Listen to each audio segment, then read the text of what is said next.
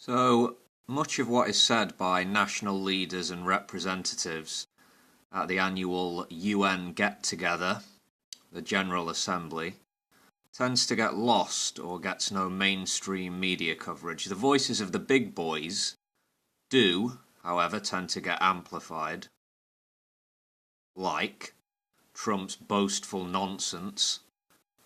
Yeah, we saw him getting laughed at. And, yeah, he was also calling for patriotism, his version of it anyway. And there was coverage of French President Macron talking about global cooperation and multilateralism in contrast to his US counterpart. But what about some of the smaller nations? Here's a sort of roundup of talking points from around the world.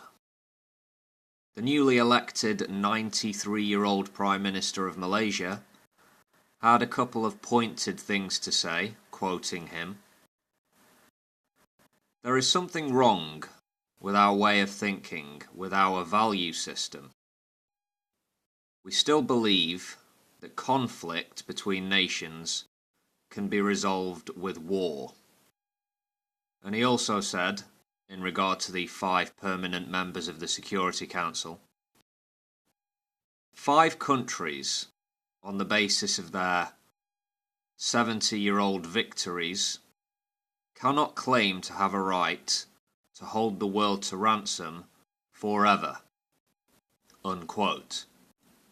Of course he's correct. The UN, as it is, cannot endure. The Prime Minister of Samoa, clearly concerned about the threat posed to his nation by climate change, was calling for full implementation of the Paris Climate Accord. He said, quote, "Climate change poses the single greatest threat, especially to small island developing states like Samoa, not through our own doing or choice." Unquote. Yeah. Rightly, small island states in the Pacific or in the Caribbean or elsewhere are worried about rising sea levels, a potential threat to their very existence.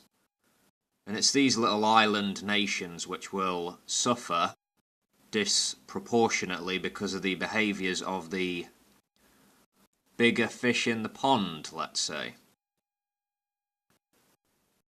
At this assembly, a minister for Myanmar rejected an International Criminal Court ruling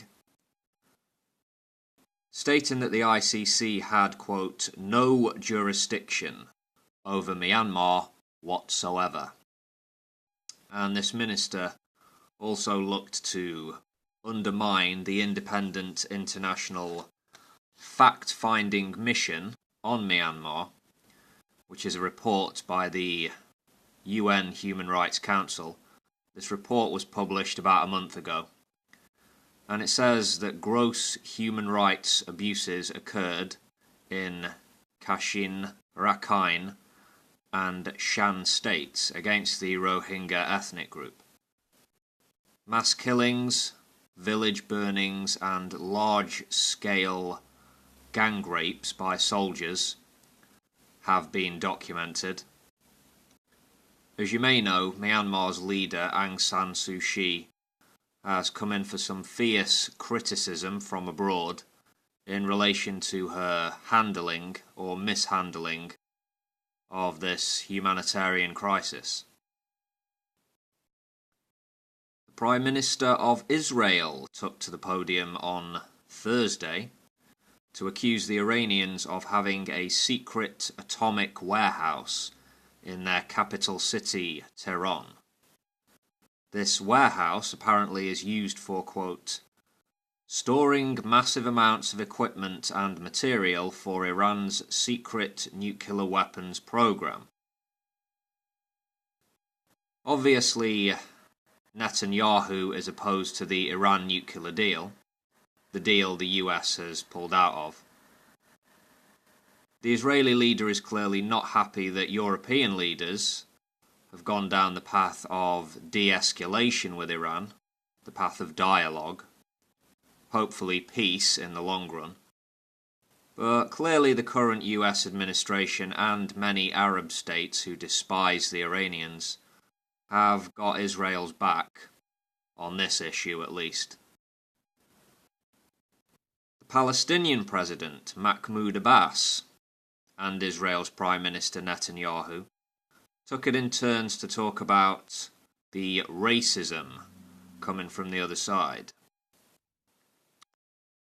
It was back in 1947, before Israel formally existed, still a British mandate back then, that the UN General Assembly voted in favour of partitioning Palestine into Arab and Jewish home countries.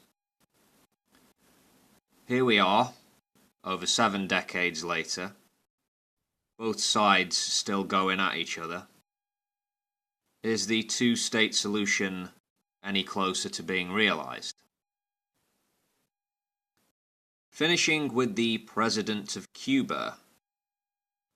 On the podium, he said, "The international cooperation for the promotion and protection of all human rights for all is a must.